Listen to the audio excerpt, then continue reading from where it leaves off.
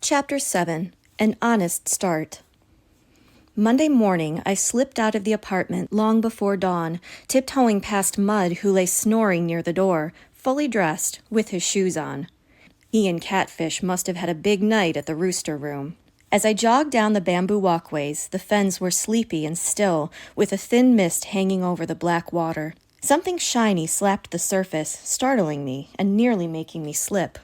Calm down, it's just an eel. But I couldn't shake that jumpy feeling as I changed into my assistant's uniform. I tried to tell myself that I was still anxious after being followed by that boy the other night, but I knew that wasn't the only reason. I hurried into An Lung, taking the shortcut along the hill that overlooked Gold Hope Harbor. Sunlight had started to seep over the horizon, and I could see the 4 ships down below, clustered like a herd of fat-bellied seals. Workers were already busy down on the docks, hammering, painting, hoisting, racing to make them ready on time.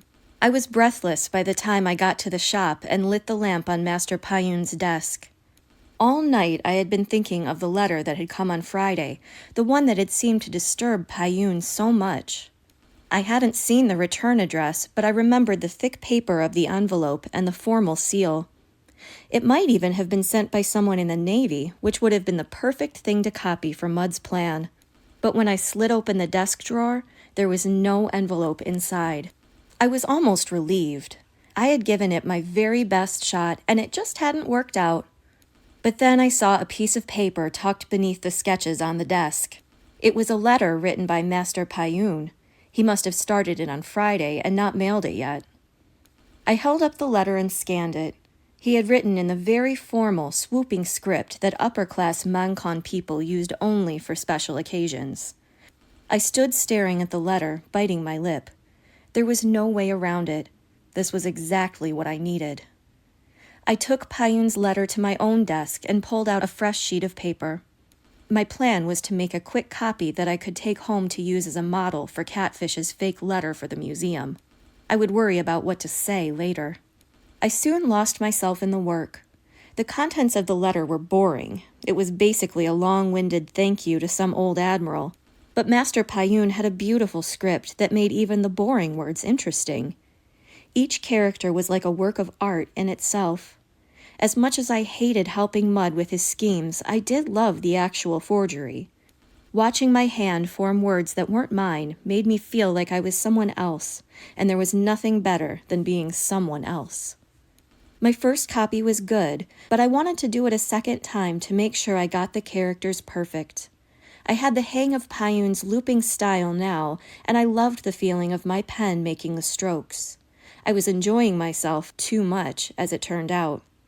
The bells in the Temple of 9 Islands gonged the hour.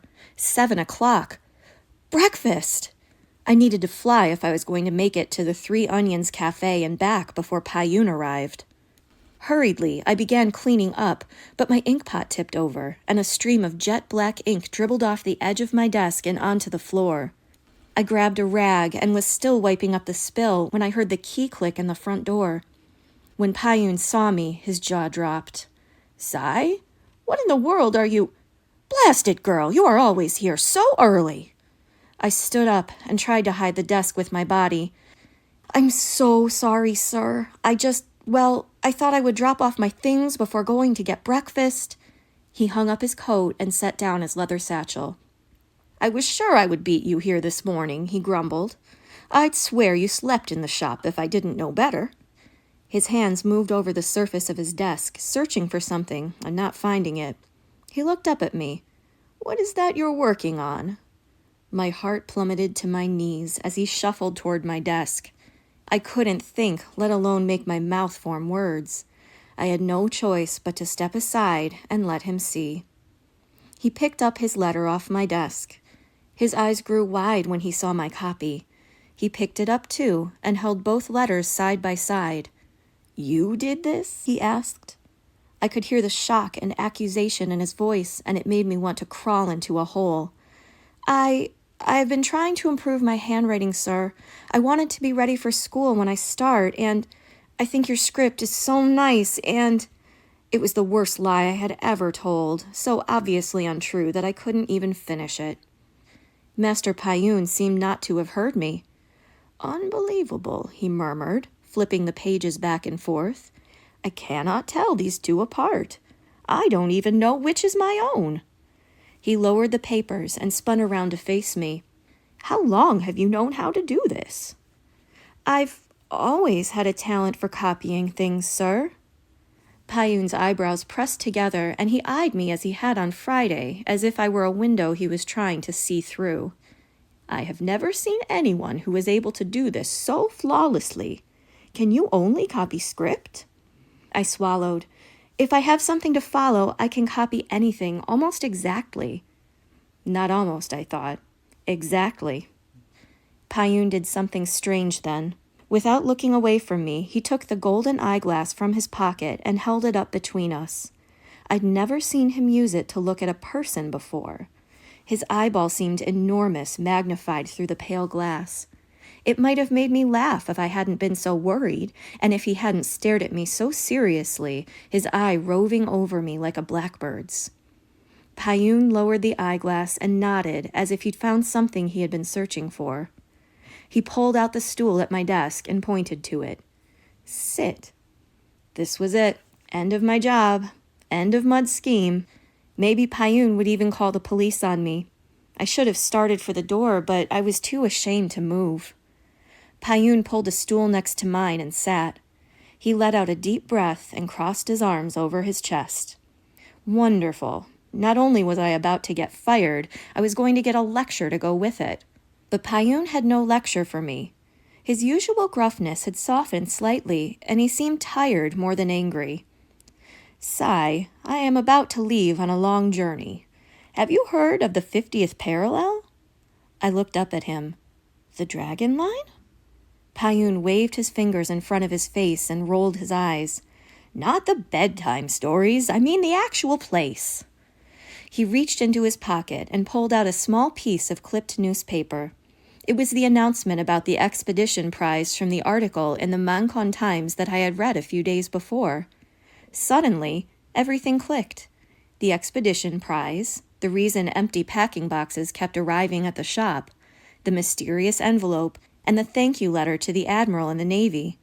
Mancon was getting ready to send boats out to map the world. Of course, the country's most celebrated mapmaker would be on board one of them. What a convenient time to fire his assistant. "You were given a place on the southbound expedition," I said flatly. "Congratulations, sir." His eyes cut from the newspaper to me. "Wrong," he said with a huff. "I wasn't asked to join the expedition. Quite the opposite, in fact." He stood up and started pacing in front of me. His mouth opened to speak and then snapped shut again. Finally, he sat down with a weary sigh. For the life of me, I had no idea where this conversation was going. "The Queen's Council thinks I'm too old," he said quietly. "I'm past my prime, and this expedition will be all about youth. The heroes of the war are captaining the ships. You should see the crews, hardly more than toddling babies. The captain of the west-going ship still wears her hair in pigtails. I had to pull every string, call up every old friend. I did everything short of begging on my knees to ask for a position on that southbound ship.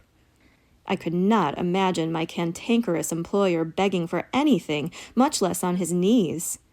And they granted you a place?" He raised one eyebrow and nodded. "They did. Finally. And now I find myself in a terrible situation. Because you see, they are right, Sai. I am too old." He picked up a pen from my desk and began to draw a line on a sheet of paper. His fingers trembled.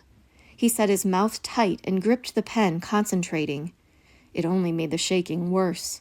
The line snaked in a zigzag. I looked from the wobbly line on the paper to the perfect maps lining the walls. "But your work, the maps." Payun set his paper down and rubbed his fingers with his other hand. "The tremor began almost a year ago, before you started working for me. I take injections each morning to calm the shaking. I thought I could bring enough to last the entire voyage, but my doctor neglected to inform me that they expire. The first week out at sea, and I'll be wobbling too hard to hold a pen. The point of the expedition is to make a map. I can't make one if I can't even draw a straight line." He leaned back on the stool and looked squarely into my eyes. "But perhaps fortune has thrown me one last coin. Given what I have seen here, I think you could fill in for what I lack. I could teach you everything. I'll help you take all the readings, make all the measurements. I'll check all your work. You would only have to draw and write for me, and you can even do it in my handwriting. No one will know." My brain felt full of seawater. Was I really hearing him right? I... A worried look spread across Payun's face. He shook his head apologetically. "Oh, my goodness, what was I thinking? I can't ask you to lie for me. You're just a child." "How long is the journey, sir?" Master Payun frowned. "We may be gone for a year. More if we get waylaid for some reason." "Oh, blast, this was a foolish idea. This is far too dangerous to even bring up." A year away from mud and catfish. A year away from the fens. I had been saving my money for a ticket away from my life, and here was a free ride. "You'll be starting school soon, and your parents would never agree to it," Payun continued. "Forget I ever mentioned it." "Oh, but they would, sir," I blurted out. "I know they would. It would bring so much honor to the family to have me a part of such an important mission." "You'll be 13 soon, right?" said Payun. "You'll miss your lineal ceremony, all those important family moments." "My family would understand. We can delay the ceremony until I get back. This is for the glory of our kingdom, after all." Payun snorted and scowled at the newspaper article. "The kingdom is drowning in glory as it is. But you are right. This mission is vitally important." He looked at me, and the weariness in his voice was gone. His eyes were bright and fiery, and in that moment it seemed ridiculous that anyone would claim he was too old for anything. "This expedition is too precious to leave to anyone else. I have to be the mapper on that ship, but I can't do it without help. You have been with me for months, Sai, longer than anyone else. You're a hard worker and honest. I need someone I can trust." I could count the compliments Payun had given me up to then on one hand, and guilt pricked my stomach to hear him call me honest. "I won't let you down, sir. It would be an honor to serve by your side." Payun eyed me gravely. "Sai, everyone in Anlung is treating this expedition like it's all for fun. But the truth is that it could get dangerous. There's a small chance we won't come back." That's exactly what I was betting on. I wasn't coming back, ever. A ship on an expedition would stop at ports along the way out and on its return. I could pick the one farthest from Mancon, step off with my money tin tucked under my arm, and not look back once. "I'm willing to take that risk, sir." Payun tapped the pocket where he kept his eyeglass. "Very well, but I want to speak with your parents about it, and there is a ship's contract they'll have to sign since you're underage. Ask them to come with you tomorrow." "About that," I cleared my throat. "It's difficult for my father to come all the way up Plumeria Lane, what with his back injury and all." Yes, well, I suppose I could go to your—" "And the wounds," I rubbed 2 fingers down my throat, "in his neck. Ever since he came home from the war, it makes conversation awkward, sir. I don't think either of my parents will have a problem with me going, but you could write them a letter to be sure." "Fine." Payun opened his desk drawer and took out a sheet of paper with his name stamped at the top. Luckily, he didn't give people 1/10 the thought he devoted to maps. "But I'm going to disclose all the risks to them in my letter." He wagged his finger at me. "I won't have us setting sail under any deception."